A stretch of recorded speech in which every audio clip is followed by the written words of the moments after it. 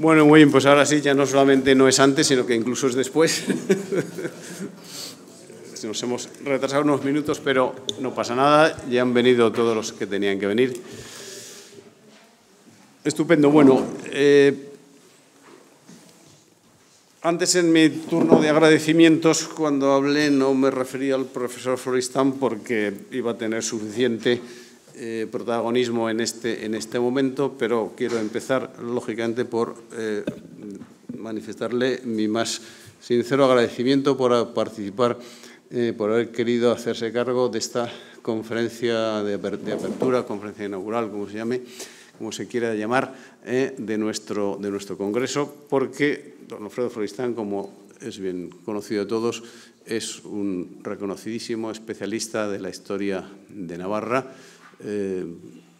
que no cesa de trabajar, un navarro emigrado por las circunstancias vitales, pero que siempre ha pensado en Navarra y ha seguido trabajando sobre Navarra, cuando podía haberse dedicado a otro tipo de cuestiones. Bien, evidentemente no es necesario, es innecesario presentarle porque todo el mundo le conoce bien, pero también es de protocolo hacerlo.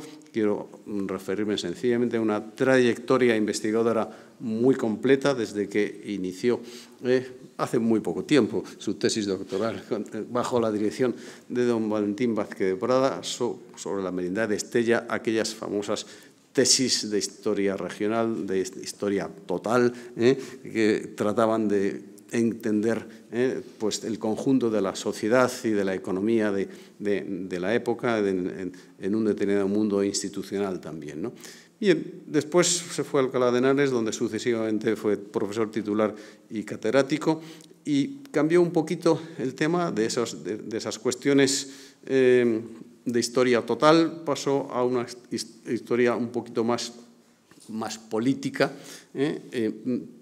también social, siempre le ha preocupado la sociedad, pero política y, por decirlo de alguna manera genérica, constitucional de Navarra. Sus libros más recientes, como El Reino de Navarra y la conformación política de España, o La lealtad y patriotismo, la conquista de Navarra y el licenciado Reta, bien, por citar algunos nada más, pues muestran, junto con una multitud de artículos y colaboraciones en trabajos colectivos, el giro que fue tomando la investigación del profesor Florestan para explicarnos con gran detalle y con gran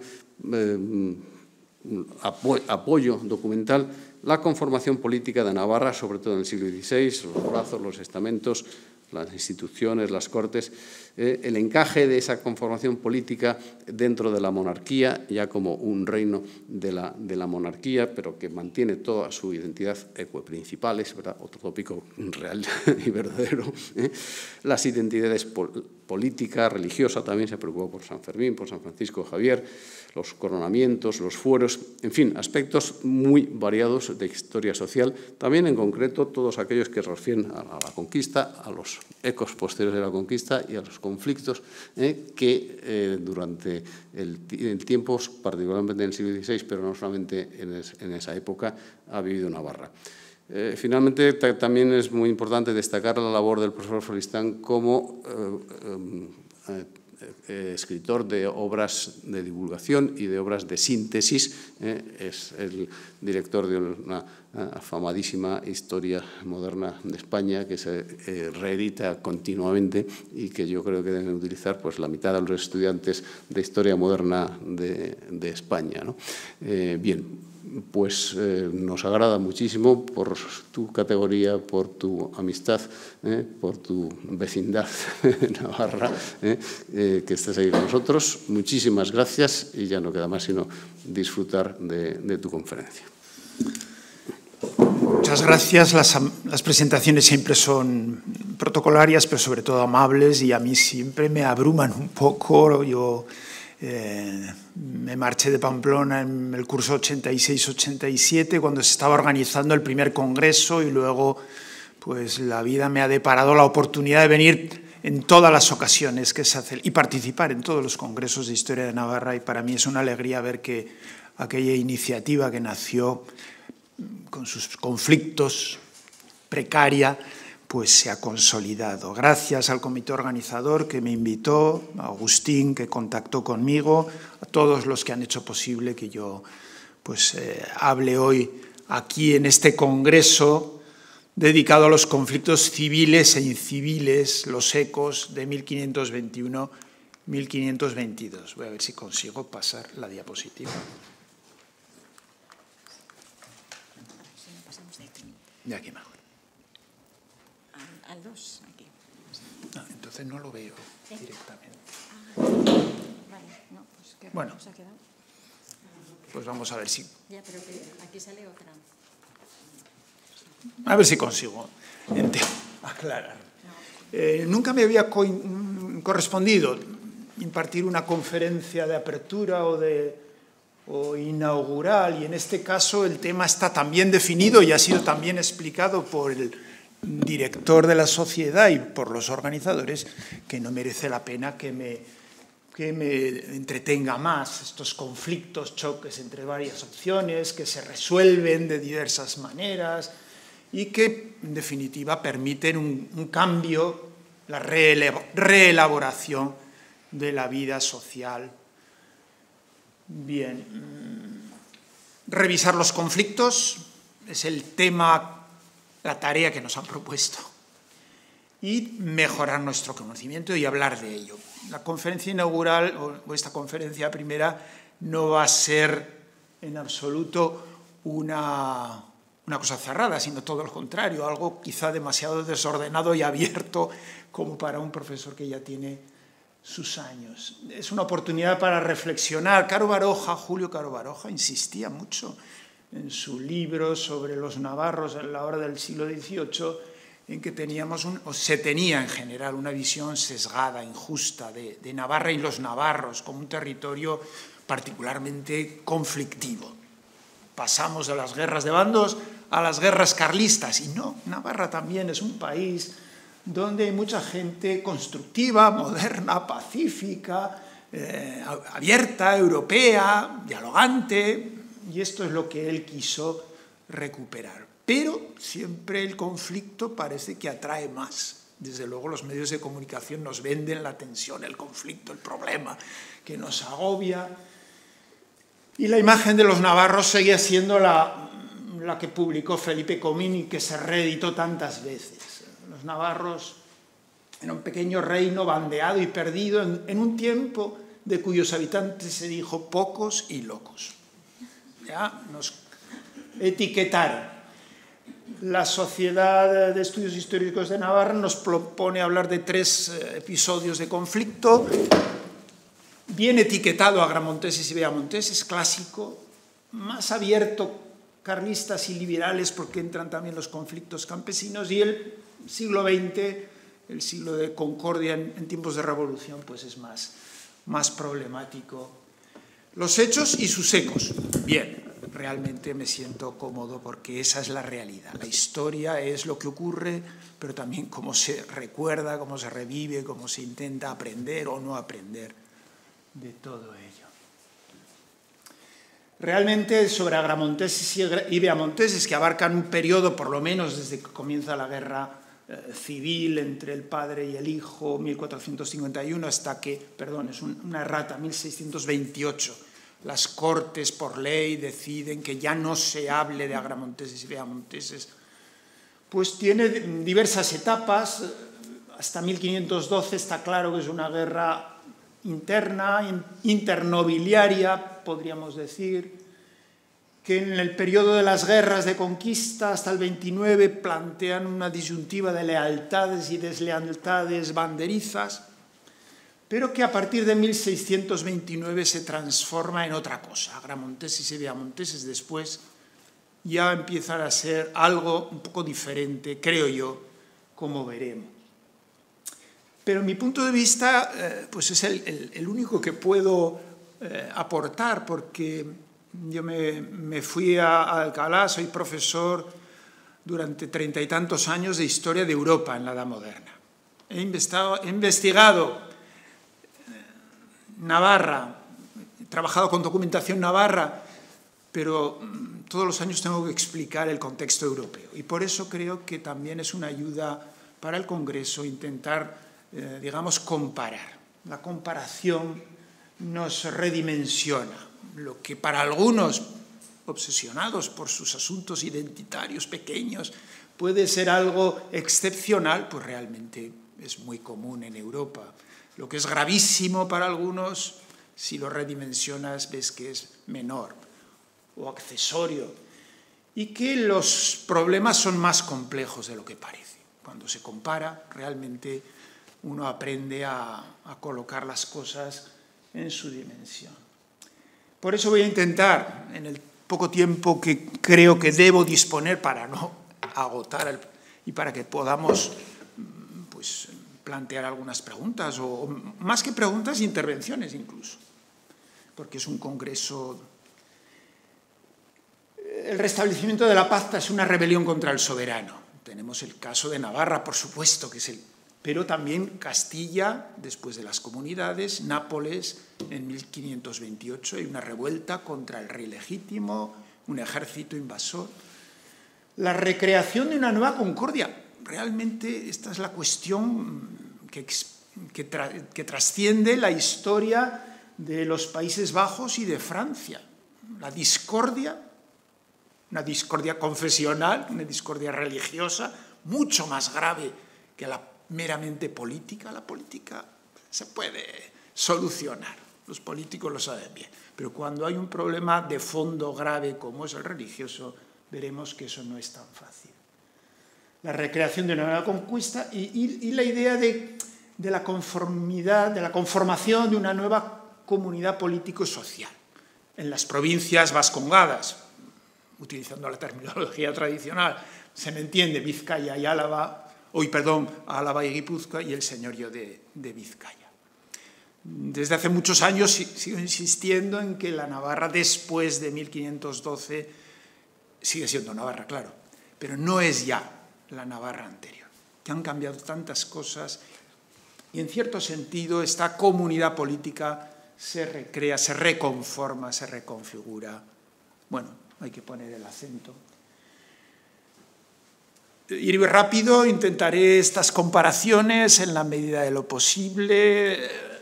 Bueno, saben de sobra que las ciudades en Castilla se organizan en una junta cuando Carlos se ha marchado al imperio a coronarse y plantean pues, hasta qué punto Carlos es rey o debe serlo su madre Juana. Incluso más atrevidamente en alguna de estas juntas plantean reformas constitucionales muy atrevidas.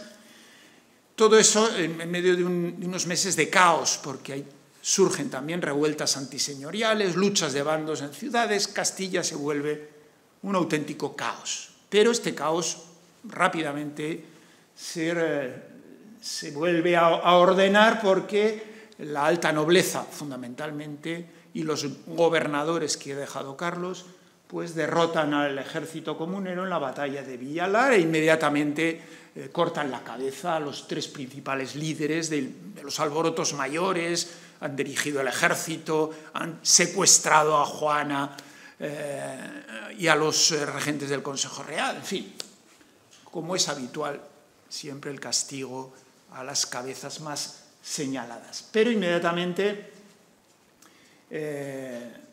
las presiones, las propias ciudades, los parientes de estas familias, los que no se han movilizado, pues interceden, presionan y van a llegar la justicia y la clemencia. Va a haber 22 ajusticiados, 73 condenas de muerte, exilios a Portugal, pero también inmediatamente un goteo de perdones particulares, de composiciones, multas económicas. Y las Cortes, bien, el 28 de octubre se concede un perdón general, lo veremos en Navarra, pero un perdón general como lo eran, con sus excepciones nominales. Un perdón es una cosa. Y el perdón no puede ser absoluto, no puede ser a todos porque cambia y eso sería otra cosa, lo vamos a ver ahora. Pero las Cortes se negaron siempre a que hubiera una amnistía, un olvido, un perdón de la causa del delito. del delito. Se puede perdonar al delincuente lo que ha hecho. Vale. Este es el cuadro que todos conocen. 1860 se colgó en el Congreso y nos representa muy bien la idea que a mediados del 19 tienen de lo que ha ocurrido en la ciudad de Villalar, la ejecución sumaria de los 3 cabecillas, la dignidad, la convicción, la seriedad con la que ellos se mueven cuando van a ser ejecutados. La revuelta comunera terminó, lo mismo que la de Nápoles, con una ejecución sumaria. Lo mismo que la revolución en los Países Bajos, una ejecución ejemplarizante.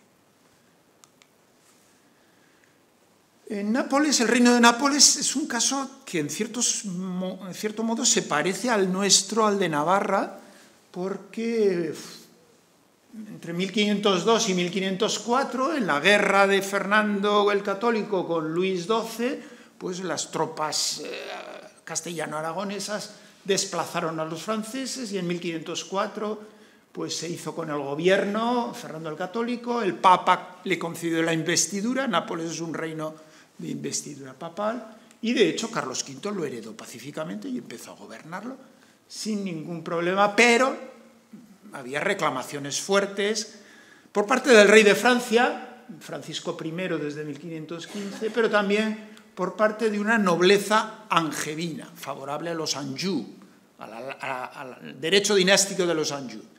En nuestro caso serían los agramonteses, partidarios de la Casa de Albret, es lo equivalente. Y en 1525, 27, 28, pues hay intentos con ocasión del saqueo de Roma de 1527. Bueno, la cuestión es que en el 28 hubo una gran revuelta, buena parte del reino de Nápoles, y el rey de Francia pudo enviar un ejército enorme, 55.000 franceses, más de 10.000 aventureros, comandado por el vizconde de Lautrec, Odette de Foix, hermano de Andrés de Foix, el que fue derrotado aquí en Noain-Esquiros. La ciudad de Nápoles fue asediada navalmente, los genoveses aliados, hasta que Carlos I tuvo la suerte y la habilidad de convencer al líder de la armada genovesa, Andrea Doria, de que la ciudad, la República Genovesa, cambiase de bando. Y esto permitió liberar Nápoles. Digamos, es lo equivalente a la victoria de Noain-Esquiros. La diferencia viene después, porque en Nápoles hubo una dura represión. El virrey, que es un flamenco, bueno, de los Países Bajos, un borgoñón mejor, Filiberto de Chalon, al que el rey de Francia le había ocupado buena parte de sus estados, de sus dominios, tenía ganas de venganza, y delante del castillo de Nápoles fueron ejecutados solemnemente el duque de Boiano, el conde de Morone, y no sigo la lista. Hubo resistencias internas, antiseñoriales de ciudades, se aplacaron utilizando la fuerza, el ejército, y nunca hubo en Nápoles un perdón general como en Castilla, como en Navarra, sino que hubo perdones y composiciones parciales, personales. Las ciudades rebeldes rendidas por las armas, modificadas sus fueros, su constitución, realmente, y sobre todo hubo una enorme transformación del país.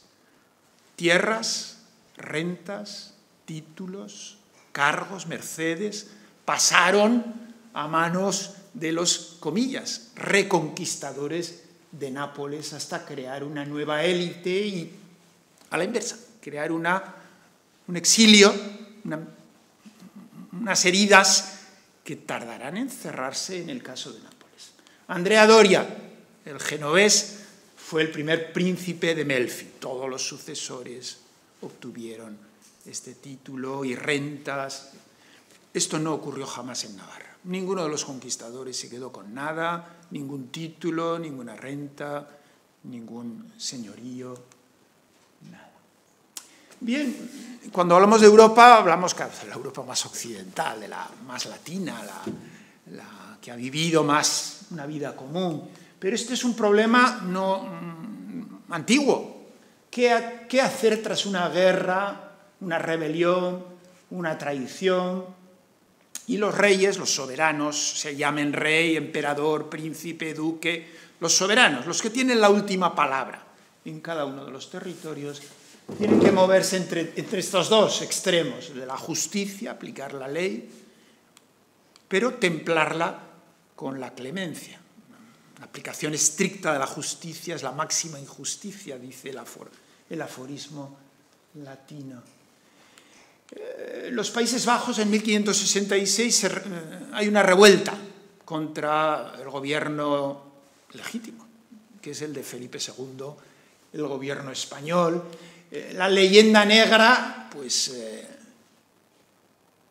está muy lejos del revisionismo actual. Hoy nos damos cuenta de que la vía de rigor, la represión del ejército de Alba, el tribunal de tumultos, la imposición de nuevas exacciones fiscales, los cambios constitucionales, el propio duque de Alba, Felipe II, el gobierno, eran conscientes de que no eran medidas eficaces, duraderas, estables. Siempre tuvieron un plan B, que era la vía de la blandura.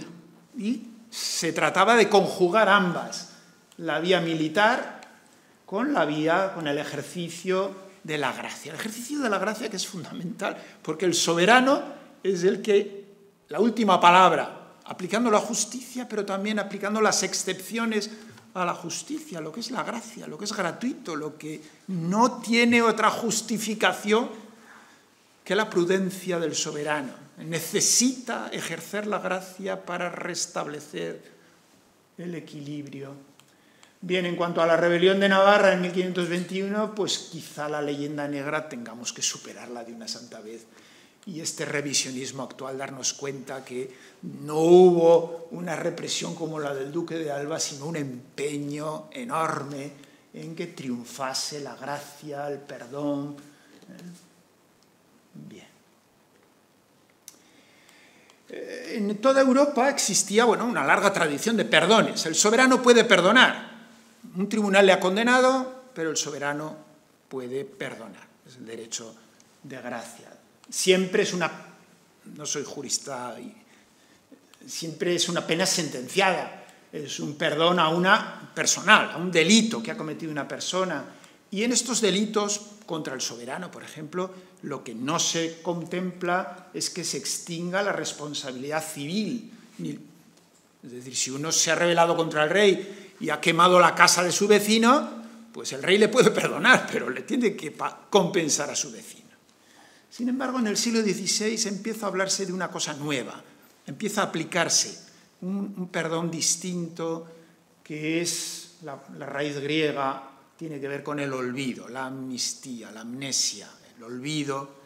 Desaparece no la sentencia, sino el delito, no la pena, sino el delito. Ya esto abarca a todos, lo hayan hecho o no, y extingue la responsabilidad civil y los antecedentes. Bueno,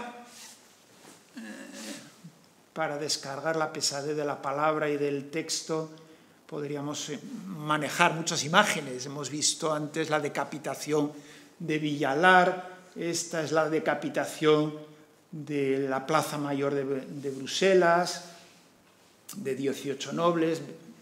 Evidentemente, la imagen de una represión militar es evidente, y durante muchos años en los Países Bajos rebeldes corrieron pues la propaganda lógica, propaganda antiespañola y anticatólica, las dos cosas simultáneamente, como bien saben. Esta también es una imagen del cadalso, donde van a ser ejecutados rodeados de soldados, los condes de Hermont y de Horn, o este otro, más bonito también, donde se ve al duque de Alba sentado en el trono y que tiene a las 17 provincias encadenadas por el cuello, arrodilladas, pidiendo clemencia, y cómo al oído le susurra el cardenal Granvela, católico, y es el diablo y el papa y el emperador los que le están susurrando al cardenal Granvela al oído lo que debe hacer.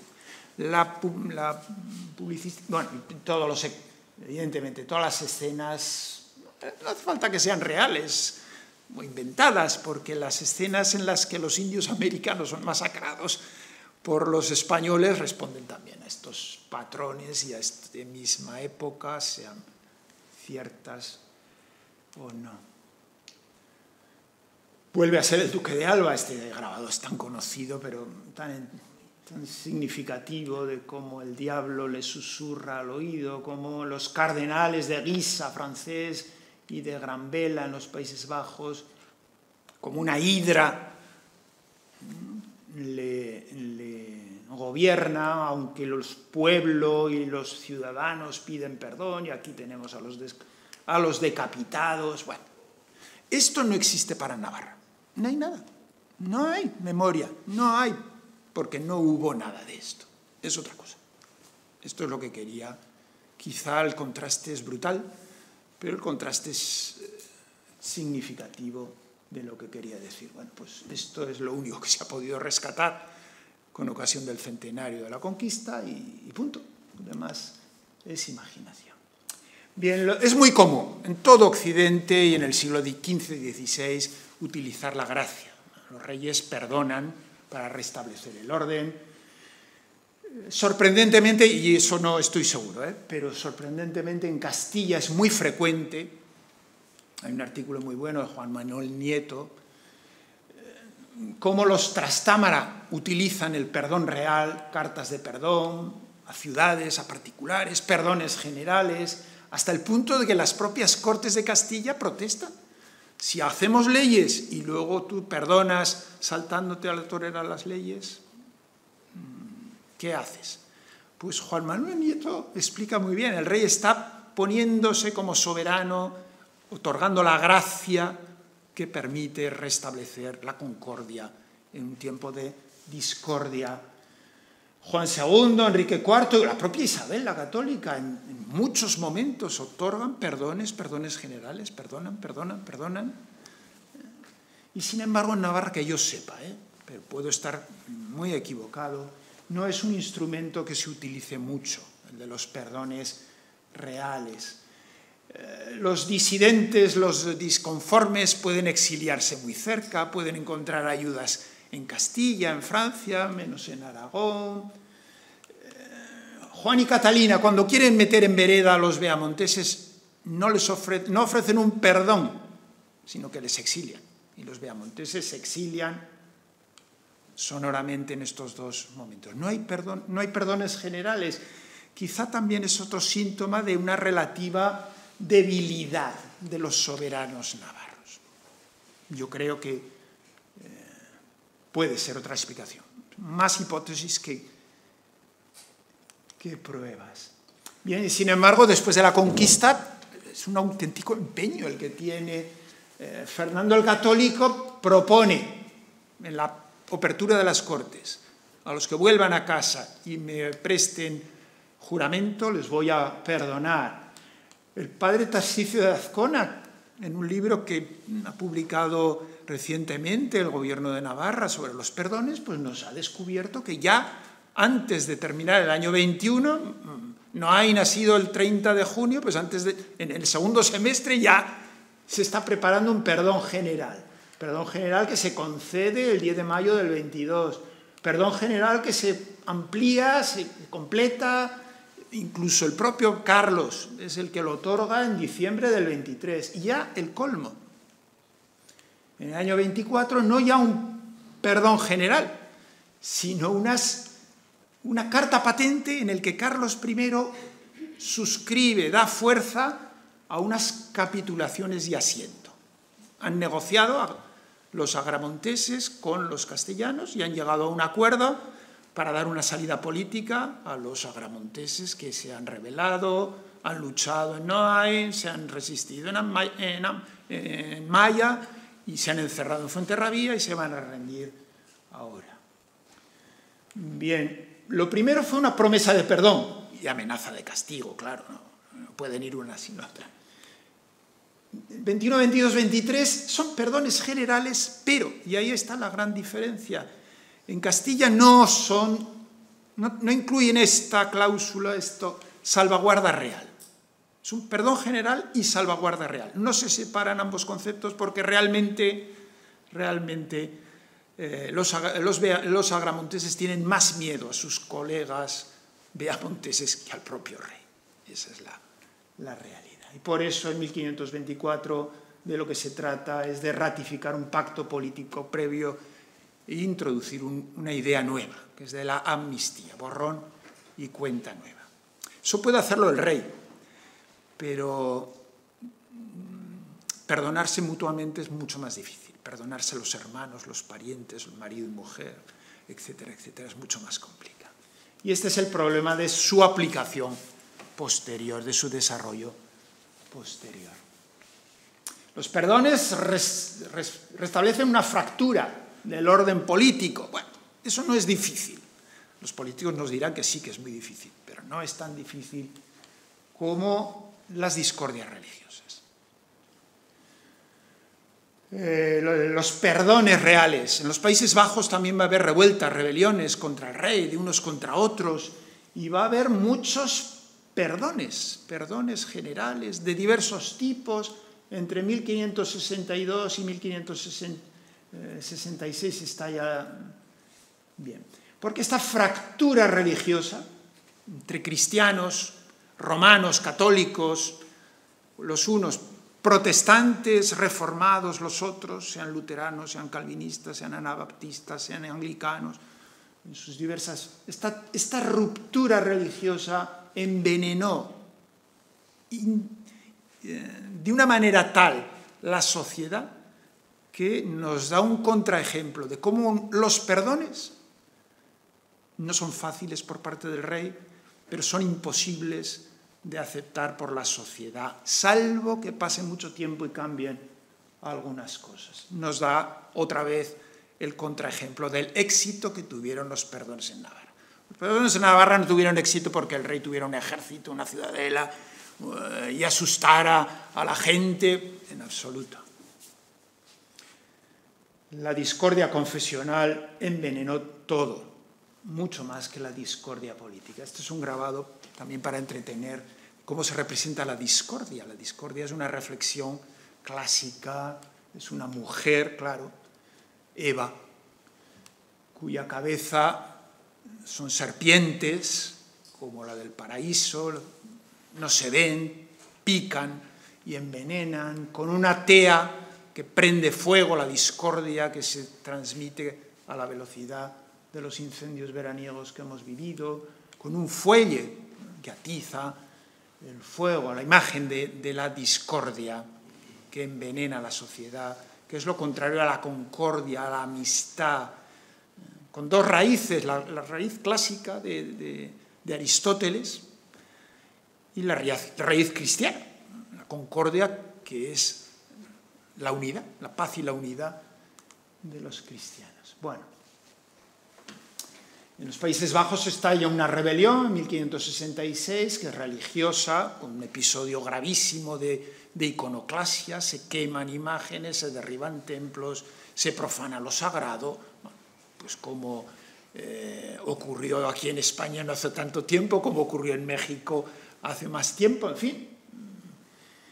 Y hubo una dura represión militar inicialmente, pero lo que me interesa destacar, esta profesora de Lovaina, Violet Soen, pues ha destacado el empeño que tuvieron los gobernantes españoles de apoyar las armas con los perdones. En 1570 y en 1574 se otorgaron en los Países Bajos perdones generales a los que se pudo acudir o acoger buena parte de la sociedad, pero que fracasaron porque la discordia religiosa lo envenenó todo.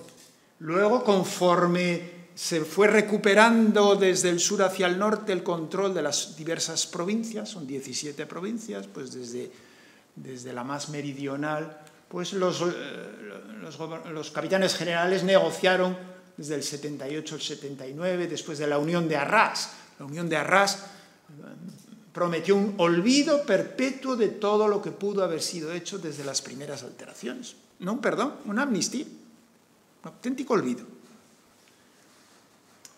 Y luego negociaciones particulares, es decir, que junto con la fuerza, no nos olvidemos, los propios protagonistas de la historia practicaron la política de reconciliación. En Francia ocurrió lo mismo, también estalló un conflicto grave político porque murió el rey Francisco II inopinadamente, su hijo heredero muy joven murió también, se sucedieron en el trono jóvenes tutelados por su madre de unas cualidades personales pues muy débiles, en un contexto de fuerte banderización entre los Guisa y los Borbón. Estalló lo que todo el mundo recuerda como las guerras de religión, las guerras político-religiosas se encadenan desde 1562 hasta 1578. No nos olvidamos de las guerras, pero se nos olvida que están tachonadas de esfuerzos, de edictos reales, de treguas. El edicto de Nantes 98-99, que se prorrogó después de un nuevo conflicto en 1629, y todo terminó cuando Luis XIV en 1685 revocó el edicto de Nantes. Estamos ante edictos que muchas veces malinterpretamos. No son edictos de tolerancia religiosa, no hay tolerancia religiosa, es que no cabe en la cabeza una tolerancia religiosa. No cabe. O estás con el diablo o estás con Dios, o te salvas o te condenas. Eso que a nosotros nos deja tan fríos. Nuestra sociedad descristianizada, que la sociedad se lo tomaba muy en serio. Y entonces el problema no es la tolerancia, que nadie es tolerante. El problema es la pacificación, hay que pacificar. El propio rey, que es soberano, puede conceder ciertas excepciones porque es necesario para evitar males mayores, durante un tiempo, en determinadas circunstancias. Es esa. No son tolerancia, no es una auténtica tolerancia. Me voy alargando. Después de 1524 en Navarra, verdaderamente hay agramonteses y veamonteses. Quizá la palabra opiniones, parcialidades, bandos, cambia ya de contenido, de sentido. Por desgracia, me doy cuenta que hay trabajos antiguos que no han tenido el éxito debido, que no se han publicado, que no han tenido continuidad, y voy a hacerles justicia.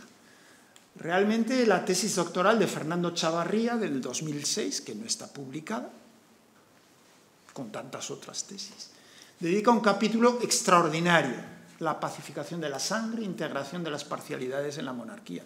Todo lo posterior a 1524 está muy bien explicado, muy bien. Hay que acudir a él, hay que darle las gracias a Fernando Chavarría por su trabajo. Pero es que también hay un trabajo de 2003 de Antonio Moreno, Rocío García Burrelier, cuya tesis sí se publicó, y José Joaquín Noén, cuya tesis, que yo creo no se ha publicado, pues trabajaron sobre nobleza, sobre la nobleza, los bandos, e hicieron un artículo precioso, creo yo, de los linajes a los solares, los cambios en el papel de las mujeres de las élites navarras. Parece que no tiene nada que ver con agramonteses y veamonteses, y sin embargo sí. Es otro modo de acercarse al cambio, agramonteses, veamonteses, desde una perspectiva sociológica. Yo creo que nos conviene comparar agramonteses y veamonteses, por mucho que dijera que éramos bichos raros, que los navarros no, es lo común.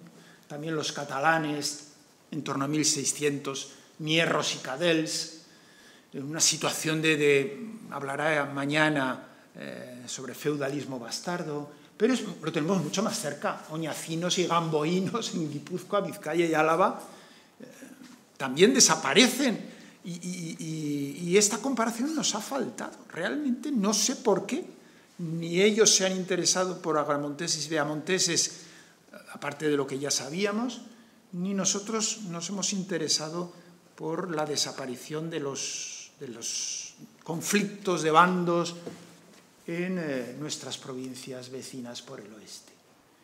En 1524, con la amnistía a los agramonteses, pues Carlos I acepta lo que es el sistema, digamos, constitucional navarro, que haya agramonteses, que haya beamonteses, que haya dos cabezas, dos líderes, dos bloques, que se emulan, que compiten, que se reparten. De hecho, cuando hay una alarma en el Pirineo, una alarma militar, pues Carlos I viene acompañado de Felipe II y se entrevista en Estella con el mariscal y en Puente la Reina con el condestable, y el virrey tiene que arbitrar porque los dos quieren estar en primera línea con sus hombres, pero nadie se le ocurre pensar todavía en la desaparición de esta estructura, que no es un error, no es un vicio, no es un pecado la división banderiza, sino que es un elemento constitucional de la sociedad navarra, que se ha configurado con esa fractura. Bien. Lo que queda claro es que la autoridad real ya no se torea. La autoridad real es muy grande, tiene un ejército, unos recursos, la imposición del orden y de la justicia. Por mucho que Juan Rena, que es el hombre más activo aquí, habla con todos, agramonteses y beamonteses, intercede por los agramonteses porque necesita apoyos y dinero y ayudas y contactos, vengan de donde vengan. Pues realmente el sistema es un sistema basado en la desconfianza mutua, la rivalidad. Los agramonteses desconfían de los beamonteses, el rey desconfía de los navarros, la información está totalmente viciada por estas, sesgada mejor, por estas tensiones. Pero el proceso, vamos, y en algún momento me tocó exponerlo en sus líneas fundamentales, el proceso es muy sencillo y los miembros más relevantes de ambos bandos, Carlos I procura sacarlos rápidamente de aquí y mandarlos fuera. Los condes de Lerín no quieren salir, no hay manera. Sin embargo, los marqueses de Falces sí que tienen éxito y llegan a ocupar puestos relevantes en la corte, el virreinato de México incluso. Pero todos, unos y otros, entran de forma natural en contacto con las familias de nobleza castellana, más que aragonesa, castellana. Entran al servicio en la corte y se crea pues, la posibilidad de una nueva nobleza. Genéricamente hablamos los historiadores de nobleza de servicio. Sirven con las armas, sirven en la administración, los secretarios Gaztelu y Eraso pues llegan a tener un protagonismo grande en la burocracia.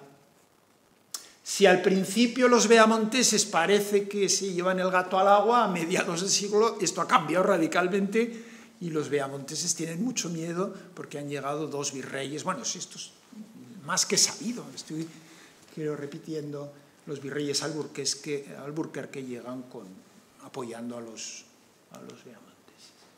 Bien, lo que quiero destacar es cómo a partir de los años 1560-70 se empiezan a oír las primeras voces, las primeras quejas. El sistema banderizo, la discordia institucionalizada, el reparto a medias, que haya agramonteses y beamonteses, por ejemplo, en la Catedral de Pamplona, o que predominen los agramonteses en Roncesvalles, o que predominen los beamonteses en Pamplona, en fin, todo ese sistema que los abogados, que es una cosa que no he acabado de aclararme, los abogados ante el Consejo Real, los abogados de los tribunales reales, tengan que afiliarse necesariamente ser o agramonteses o beamonteses, Olano, que no es navarro, llega aquí y le afilian, entre comillas, le hacen agramontés. Y él se queja y se marcha. Yo creo que he puesto algún texto. Pero es que al que mandan, Felipe II envía como prior a Roncesvalles, todo el mundo considera que es un beamontés. Y no es nada, es un castellano, que no tiene nada que ver con esto. O sea, estas etiquetas. Bien, Martín de Azpilcueta protesta. No hay más que dos naciones, la que sirve a Cristo y la que sirve a Satanás. Y el odio a los franceses por franceses, el odio a los portugueses por portugueses, el odio a los aragoneses por aragoneses es anticristiano. Este es el argumento de fondo. O el licenciado Olano en este discurso. Sí, yo he renunciado al bando como al demonio y pongo a su divina majestad por testigo que una de las principales causas por que me vine a esta corte dejando muchos negocios fue esta, los bandos. Se critica, las críticas, ¿por qué? Porque el sistema banderizo es inmoral, es anticristiano. No puedes hacer discriminación. Porque es contrario a la autoridad real.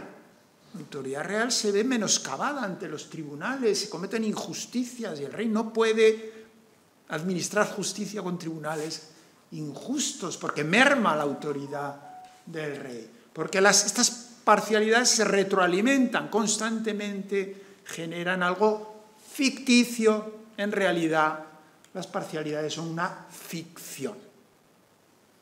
Las élites, por sus diversos intereses, las mantienen. El licenciado Olano es el que quizá lo expresa muy claramente. En 1570 sustentan por sus particulares fines e intereses, diciendo que mientras duraren habrá ocasión de tener sospechas de ellos y con esto les hará vuestra majestad más mercedes, y que si no fuere por ellas, que no les haría ninguna, y que para los navarros ser tenidos y bien tratados convenía que continuamente hubiese guerras en Francia y que se tañesen los atabales junto a Roncesvalles. Este es el tema de fondo. Si la frontera es activa, si hay peligro, el rey nos va a mimar, nos va a... Bien, es una ficción, este alarmismo del cambio climático, de la falta de energía, alarmismo de las epidemias. El alarmismo es un recurso también que nos mueve hoy. Bueno, pues este alarmismo mueve también, está teñido de varias cosas.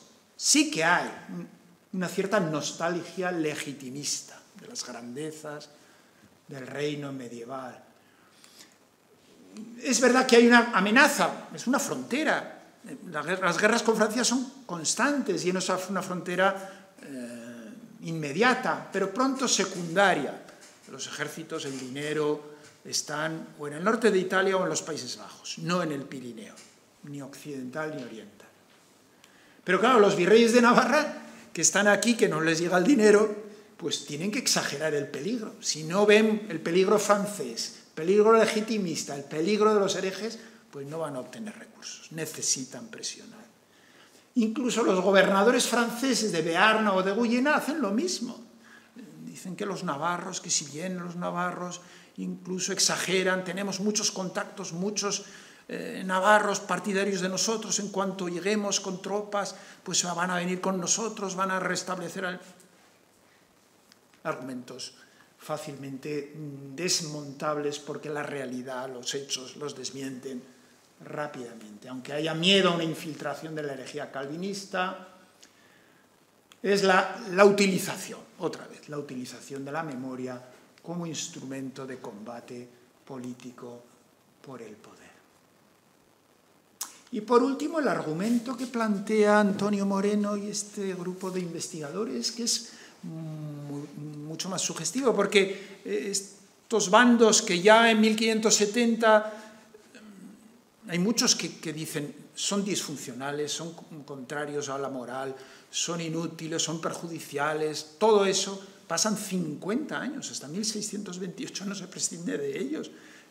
¿Por qué perdura tanto tiempo? No lo hemos estudiado, no nos ha interesado, no lo sé. Pero parece que es un cambio político. Las Cortes piden que no haya agramonteses y viamonteses. Confiamos mucho en la ley, en las leyes, y las leyes se mueven más bien detrás de nosotros, que vamos por delante. Y esto es lo que plantean este grupo de investigadores, las transformaciones de la familia y el matrimonio entre el siglo XV, XVI, XVII, que son transformaciones generales en toda Europa occidental, un nuevo tipo de familia, un nuevo tipo de matrimonio, que permite hablar lo mismo que en Guipúzcoa y Vizcaya, del paso de los linajes a los solares, de la familia extensa de sangre patrilineal a la familia nuclear o la familia más estrecha, basada en el matrimonio, sobre todo. Los linajes, estos vínculos de descendencia patrilineal, donde importan tanto los hermanos, el número de miembros del linaje, por eso hay tantos bastardos, tantos segundos matrimonios, importa la cantidad de... Y lo que importa es el estatus natal. Tú eres de la familia del estatus donde has nacido.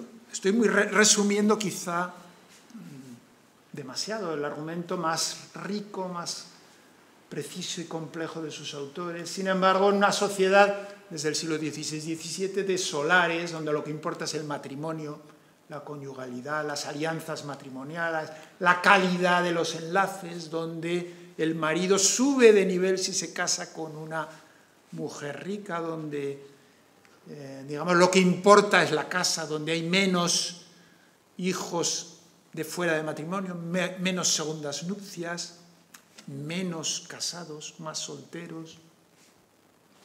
Toda una serie de cambios en las estrategias nupciales en la Navarra banderiza, que es lo que, con una muestra todavía reducida entonces, que no se ha ampliado, que yo sepa, pues se plantea una serie de cambios, reducción de bastardos, nuevas estrategias, menos hijos se casan, crecen las dotes, aumenta la soltería.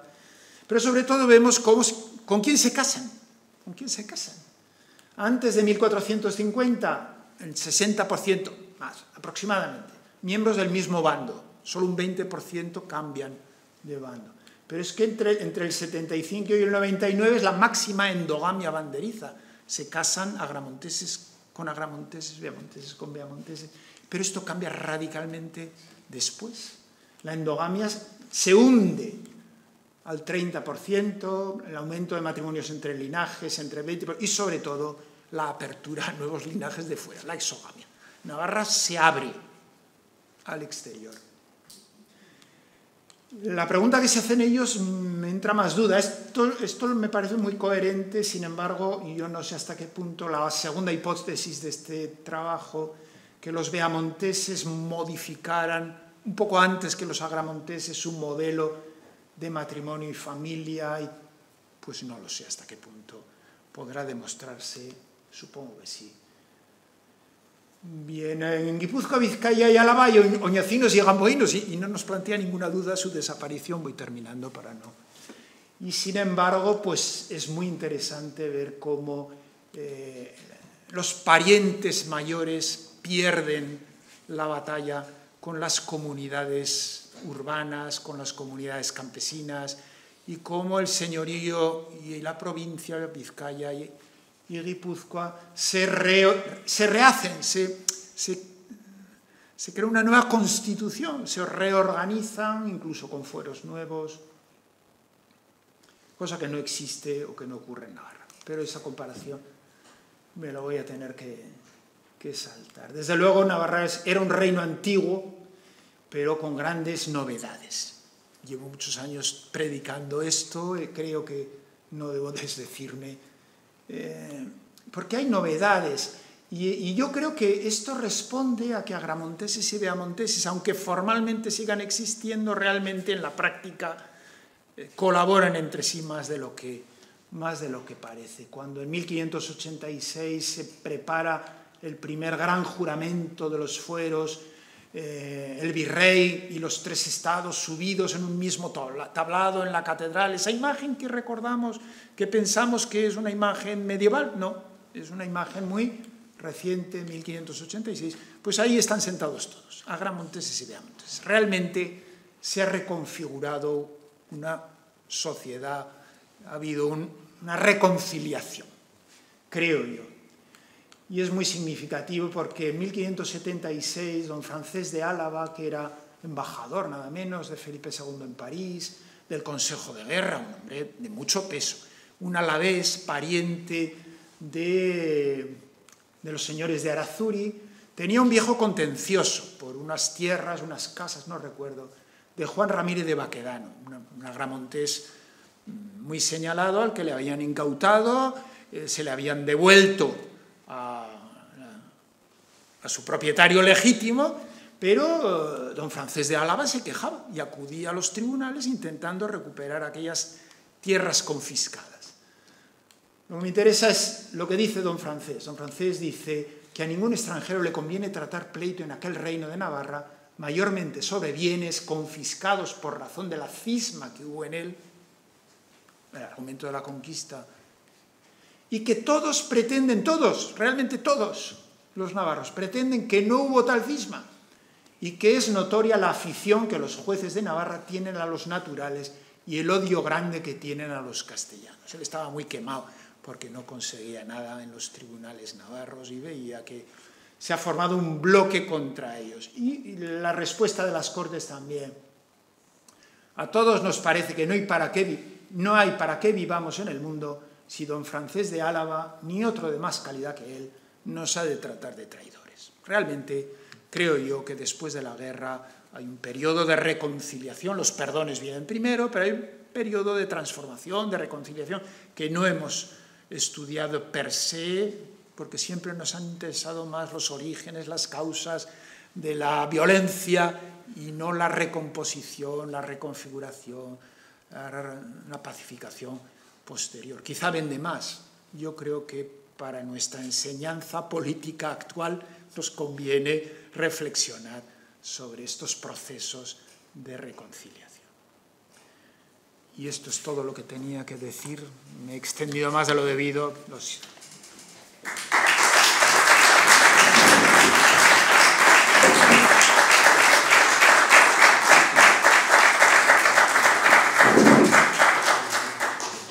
Muchísimas gracias al profesor Florestan por esta excelente exposición tan ilustrativa, además, sobre los perdones y las concordias que tanto nos conviene en estos momentos para esa reflexión de la que tanto hemos hablado. Y además una conferencia tan densa y tan maravillosamente documentada como no era menos de esperar. Bueno, en teoría tenía que empezar ahora el descanso, pero podemos dedicar unos minutos a alguna pregunta sin alargarnos demasiado. Tenemos toda la mañana también para hablar personalmente con el profesor Florestan si alguien tiene alguna cuestión más personal, pero bueno, quizás alguna pregunta, seguro que, o alguna intervención, o alguna manifestación. Y si no, lo he dejado tan claro. Si allí al fondo alguien... el micrófono. Bueno, una cuestión puntual, porque bueno, habría muchas cosas sobre las que preguntar, pero en los conflictos que ha mencionado de Nápoles, Flandes, a mí me ha llamado la atención, bueno, esa imagen que ha salido en la que se ejecuta a nobles, porque la comparación en el caso de Navarra, pues los nobles salen en casi todos los momentos conflictivos, salen indemnes, y entonces hay cabezas de turco que normalmente no son nobles. Entonces, claro, quizás el conflicto navarro tiene una componente esencialmente nobiliaria, y bueno, no sé hasta qué punto en esos otros conflictos hay una implicación o no de las ciudades, tanto en Nápoles como en Flandes, y entonces, desde luego en Navarra creo que los principales culpables, digamos, o los principales activos, las personas activas en el conflicto son nobles, y de alguna manera salen indemnes. No sé, en esa comparación tanto con Flandes como con Nápoles, si se trata de algo parecido, porque en Nápoles se producen confiscaciones y sustitución de las élites nobiliarias y en Flandes se producen ejecuciones. Entonces, bueno, sí me ha llamado la atención esa diferencia, ¿no? No sé su nombre. Bueno, soy Íñigo Mugueta, sí, perdón. Íñigo, sí, que no veo del todo bien. Efectivamente, hay una diferencia muy notable, muy notable. Y en Nápoles y en los Países Bajos, más que la alta nobleza, la nobleza media alta se pone al frente de la revuelta en Bruselas, y en Nápoles hay unas facciones angevinas que toman las armas, en fin, que realmente, como en Navarra, también los protagonistas que movilizan son la alta nobleza. Lo que pasa es que la alta nobleza navarra no es mucha, es más pequeña. Quizá la explicación que se me ocurre es una explicación fea, un poco atractiva, pero es que lo que era necesario hacer en Bruselas y en Nápoles, un escarmiento, porque están lejos, porque son grandes, porque son ricos, porque tienen muchos vecinos peligrosos, lo que es necesario, cuando es necesario, supongo que cualquiera, tenemos que tomar medidas drásticas, es porque no nos podemos tomar medidas paliativas, menores. En Navarra no fue necesario actuar drásticamente porque no daba el reino para tanto. No sé si me explico. Y no es necesario. ¿Para qué hacer sangre? ¿Para qué ejecutar y regar de sangre de mártires cuando es mucho más fácil pues, cubrir el expediente con cabezas de turco y luego atraer a gente que estaba con muchas ganas de ser atraído por otra parte? Yo creo que es la explicación de fondo. Navarra es muy pequeña, Navarra tiene la posibilidad y está encajonada entre Castilla y Aragón, es que no es Nápoles, no es los Países Bajos. Mis comparaciones eran un poco tramposas por esto, porque claro, comparo cosas que tienen una estructura distinta, pero quiero que se vea, pues eso, que es distinto.